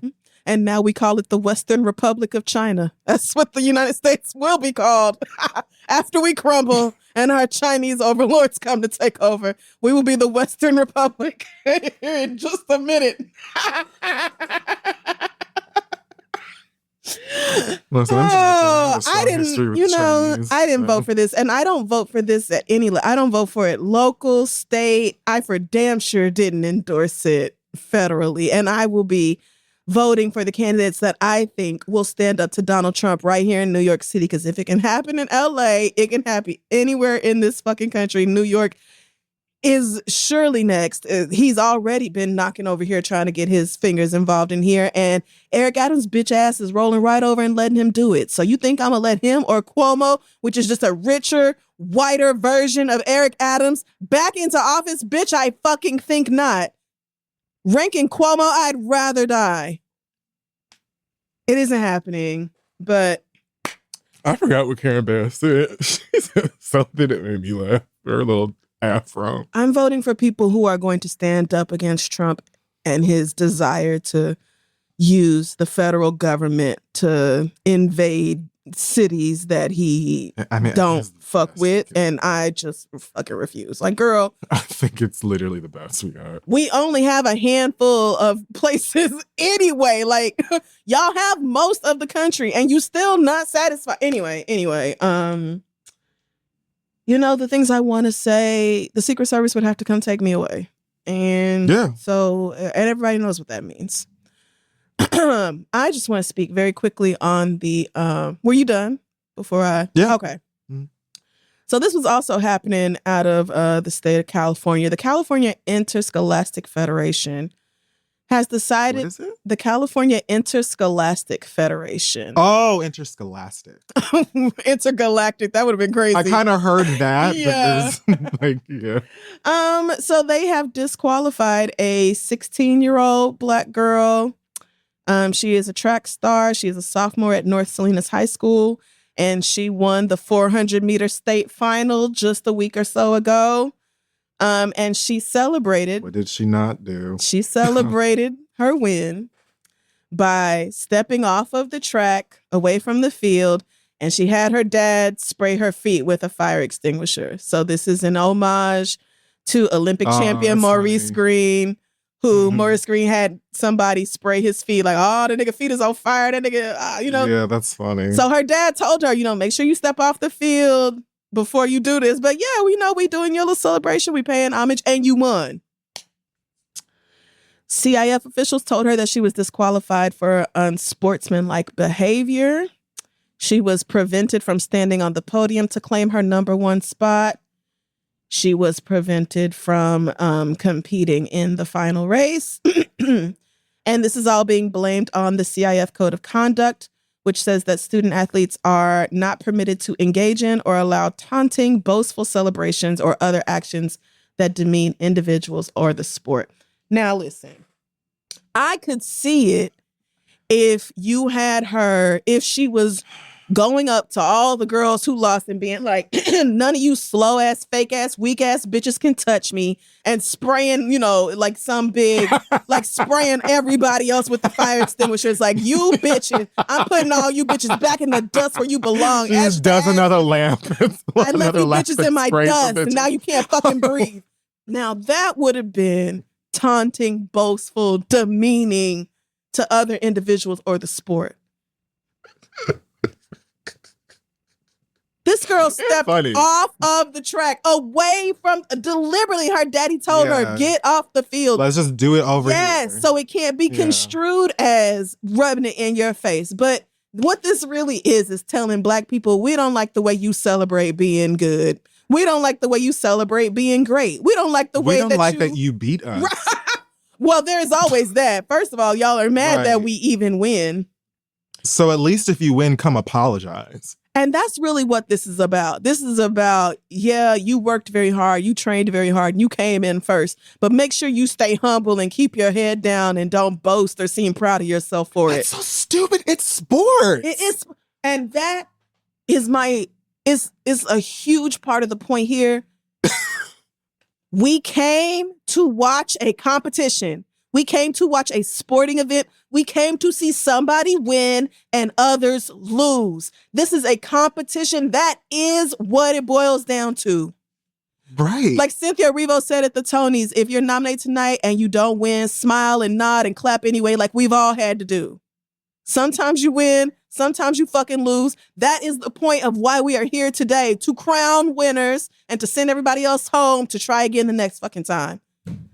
And here's something I was also thinking as you were talking about it. It'd be a bit different if it was something like the Tonys or the Grammys, and you win and you go up there and you're like, "Well, everyone, suck my dick because I agree. I am that bitch." To my fellow nominees, you know, like that. You bitches honestly could never. I'm sure I was a sweep. That would sucks that you had to be in the category with me, bitch. Yeah, that would be different. That would be terrible, awful. Other people, you would probably never get nominated again because you have such a shitty attitude. This girl stepped away from the field and had her moment and was denied. I mean, literally in that moment, she couldn't even get up on the fucking podium. So the Monterey County Board of Supervisors has written a letter in support of this girl. The man who she paid homage to was like, y'all are really, really tripping. Y'all are wild. Like, yeah, that's good. It was away from everybody else. It wasn't interfering with anybody else. So go ahead and reinstate her. But the part that I love the most is that her family is threatening legal action and say they will sue if you don't give this girl her mother. That's what I was waiting. Things. Yes. I'm so glad that happened. I'm glad. The family's attorney said that was the championship. She would have been the fastest sprinter in the state of California. She won, but she doesn't have the title nor the medal, and she will never have that moment. Again, this celebration did not take place on the track itself. It was not directed at any of the competitors, and so it is disproportionate and racist. I'm going to just call it that. It is. She wasn't hurting nobody. If it was a Caitlin Clark type, they would have just been like, and put it all over Caitlin Clark has her moment. Right. It would have been exactly that. It just... They hate when niggas win. They do. And they loathe when niggas are happy. Oh, yeah. Won. Oh, yeah. Yep. And like they said, even if this is reversed and she gets her medal or whatever else, y'all robbed that girl of a moment that she won fair and square. She won. That's so disgusting. She said, I had to watch somebody else get up on the podium in that number one spot where I belonged. Child. So shout out to Claire Adams and her family for not laying down and taking this bullshit. Fight it every step of the way because this is insane. That's fucked up. She did. It really was... Do you know? Y'all wanted to be mad. Y'all wanted to punish this girl. You wanted her to feel bad. You wanted to take something away from her. Training? Please, them track niggas. For that shit. Right. Is unspeakable. For you to have trained the amount that I know that you did, and to get this title, to win this title, and be disqualified because of racism. Nut shit. Yep. It's just like, so really, like, I have to sit through now the process of my family going through, you know, legal shit with this board or whatever, so that I can just have the title that I won and earned. It's so dumb, and it does confuse me when shit like this happens. It's happened with Serena a lot, and a lot of other black. It just happened with Coco the other day. Did you hear about the girl that Coco beat? Talking about, well, I wasn't doing good, and it was windy, and I had a bad day. Bitch, you got beat. All that could have happened, and Coco was better than you, and she beat your ass, and she won. Coco's also better than a lot of people. Well, yes. So if you lost, that would be the one to just be like, yeah, she got me, girl. Like, right. It's windy. Like it's only windy on your side. It's not windy on Coco's side, like, bitch. like, who would be like, well, what happened? You know what I mean? You lost to Coco Gauff, like most people. Okay. Yeah, you lost to Coco. Anyway. Get y'all's things. Get your things. And yeah, sue the fuck out of these people if they don't go ahead and give that girl her fucking award, because I'm so tired of y'all punishing Black people for simply existing and being happy and proud of themselves. It would be different if she was a dick about it. Right. That's a 16-year-old girl. Come on. Like, Come on. What the you should be ashamed and you never will be. And that's rough. And honestly, that's 16-year-olds competing at the state level are used to losing. They've lost many times before in order to make it this far and be this great in the first place. So this is not like somebody did this when their kindergartner won a fucking foot race. You know, this girl could probably qualify for the Olympics in another 4 years. Like, this is what they do. I just don't understand it's a why sporting event. That's what I'm saying. Like, yeah, football, basketball, track, tennis, I don't care what it is. It's a sporting event. The whole thing, especially if you're doing it at that level, the whole thing, I assume, is nothing but adrenaline. Right. So when you win, you're losing it. You're losing it. Like, watch it. The people in the fucking crowd are screaming, doing backflips and throwing up and punching people. Yeah. So why can't the people on the actual field, court, what have you, also be excited? And if it was clear, if she would have sprayed her feet and then every bitch behind her, I wouldn't give a fuck. Oh, no, me either. I would think it was fierce. But the fact that it is clear that they were like, well, let's just have it as our own personal moment. Mm-hmm. You still taking the time to be like, no, we're going to take everything. It's like very clearly directed at the fact that this Black girl is proud of the fact that she's sick. And why is that a problem? Oh, you know why. We're not allowed to feel good about ourselves. Bitch, if she won Quidditch, the bitch, it would have been guarded and everything. Very impressive. The Quidditch ride. Oh, I don't know why I thought that's what you was going to talk about. The Quidditch ride at wherever I went, that Harry Potter Universal world. Studios? Yes, that was so fun. Oh my God. You really feel like you're flying. Isn't it? You really feel like you're flying. It's great. You do. The big spider scared the shit out of me. Oh, well, spoiler alert. You go ride that ride. You don't know when. HBO has the new thing coming out. I want to talk about this guy, Nick Frost. Nick Frost has been cast as Hagrid for the Harry Potter series. Let me look this up. Most famous for being the white dude on Shaun of the Dead who said nigga. Mostly just as the white dude on Shaun of the Dead. I recognize him as the one. I don't know Shaun of the Dead. It's a zombie comedy from... Oh, like a parody of Dawn of the Dead? Britain. Yeah. Okay. It's like a comedy. Gotcha. Anyway, so he's been cast recently to play Hagrid. So, of course, they're asking him if he's best friends with J.K. Rowling, as they're asking everybody. They probably asked the 3 10-year-olds that they just cast to. Have you spoken to J.K.? Right. So, he said when asked about J.K. Rowling and her views and backlash and stuff, he said she's allowed her opinion and I'm allowed mine. They just don't align in any way, shape, or form. Oh, I know. That's right. And then when I guess he was asked if it would if the debate would overshadow the HBO series and if people were hoping it'll blow over, his response was, maybe it shouldn't blow over. We shouldn't just hope it will go away because it makes it easier. Maybe we should educate. So this is a return read for John Lithgow. Yeah. That is how you respond to the question, bitch. That's how you respond to the question. Word. It's very easy. Word. That lady I don't know that lady, never met that lady. She has a right to her opinion. I have my opinion, and it is not the fuck that. Mm-hmm. And also, this show can exist, and people can have a good time. And we can also acknowledge, since we're going to keep talking about her every time we talk about this anyway. Yeah. We can also acknowledge what we're talking about, educate ourselves so that we can do better, and then go Patronus. Okay, Hagrid. Good good for you. But that's how you know. Some people genuinely give a fuck. Yeah. To whatever degree, or have some sense of humane empathy, humanity in there. Right. And some people are John Lithgow who are like, I just wanted a fierce role to end my career and a whole bunch of money. So I thought I'd tag that in there because I read that a couple of days ago and was like, he ate that. I absolutely love that response. Blow over for what? Yeah. Why does it need to blow over?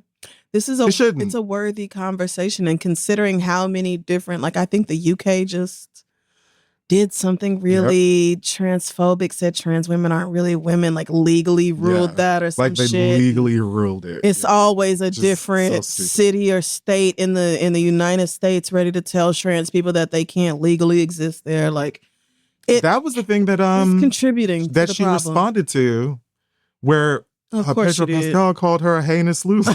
Remember I talked about that? And I do. She posted a picture of her smoking like a cigar or some shit, said some like triumphant shit, like she just won the fucking the Olympics or some shit, or won Quidditch.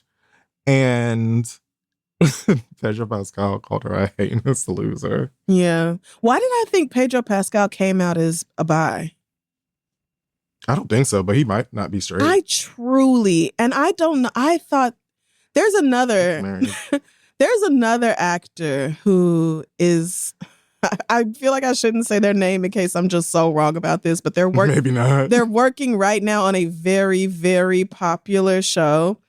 And I could have sworn, and I mean, I would have put my hand on a stack of Bibles that this person came out several years ago. And yet when I Google it, there's nothing online about it. And I'm like, did I hallucinate this? And now I'm going through the same thing with Pedro Pascal because we got an email from somebody who was like, I'm sick of gays thirsting over this straight man. And I was like, straight man? And Googled it. And I'm like, wait, this man didn't come out? Like, I could have sworn Pedro had a...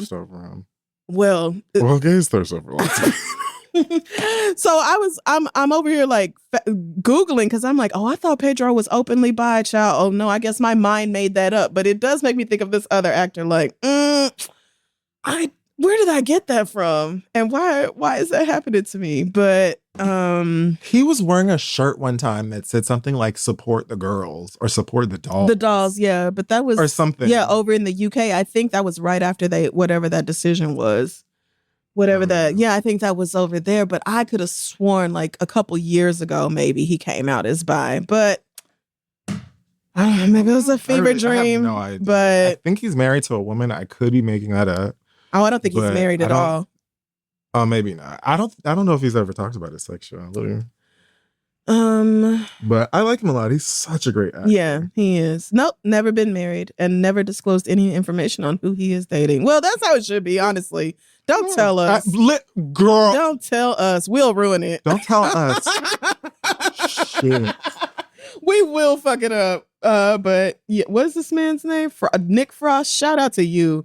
I think I'm actually gonna adopt, maybe it shouldn't blow over. Maybe we should just I'm gonna keep working. Yeah, I'm gonna act and get my check, and I'm gonna encourage y'all to sit here and debate about this because it's a worthy debate. Blow over for what? This Harry Potter series could be the best of all of the Harry Potter series, which isn't a high bar. And at the same time, we can still have this conversation about J.K. Rowling being transphobic because she is. We can and we will. Let's do it. Why are gay people like that? I don't know, but it's true. Like, we can't blow over for what? Trans people aren't gonna blow over, We're bitch. They're not going nowhere. No, they're here, and they've always been here. Right. We're not gonna pretend that they haven't. Okay. Get educated, sis. Okay. Okay, get right before you get left, bitch. And that will wrap up this week's episode of The Read. Find us on social media at This Is The Read. You can check out our website, thisistheread.com. Any other information from you, Kid Fury, before we wrap up? Nope, that's all from me. I hope you guys are having a happy and very safe Pride. The streets are very weird. I feel like everywhere right now. Yeah. So please be safe, be mindful. I'm having a good time. Take very good care of. Okay, that's all. I hope so. I would hope I'm having a great time. But I'll like, I don't know, click onto my phone or go to the grocery store or something like that, just a regular old 15-minute thing. And it's like, did you know that in, I don't know, Tennessee or somewhere, a giant hole is opened up in the ground and it seems there are demons. It seems there are demons crawling. They're just pouring forth from the earth. Yeah, we don't know where they came from, but I'm just gonna watch Sinners again. It's an infestation of them. Sinners, up until the point where Mary gets turned, I can watch Sinners all day long. Like, that's fine. It is a beautiful movie. The story is incredible. So if it wasn't so fucking bloody, it's pretty violent. And such violent deaths. But up until Mary gets turned, I am obsessed with that movie. God, it's good. Katya loved it. I was so pleased. Katya, I don't want to say. My favorite I don't want to say you and Katya have a lot of parallels, but y'all kind of do. Both of y'all are always like, give me the dark, sick, disgusting, nasty, messiest of the horrible horror. Both of y'all are like, yeah, give me the worst of it. I can take it. I love it. The rest of you don't go far enough.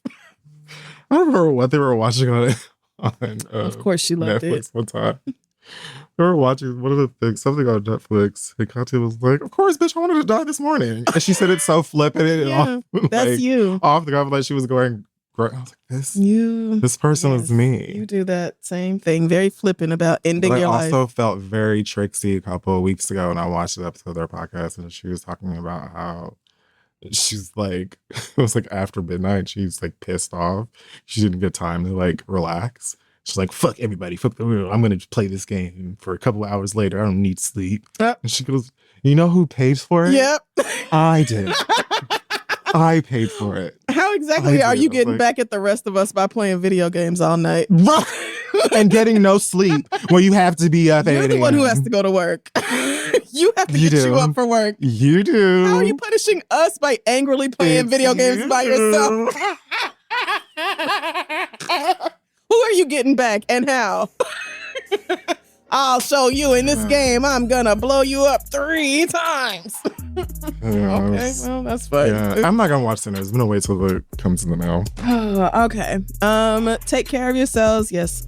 Stay safe and happy at Pride, etc., etc. We will see y'all next week.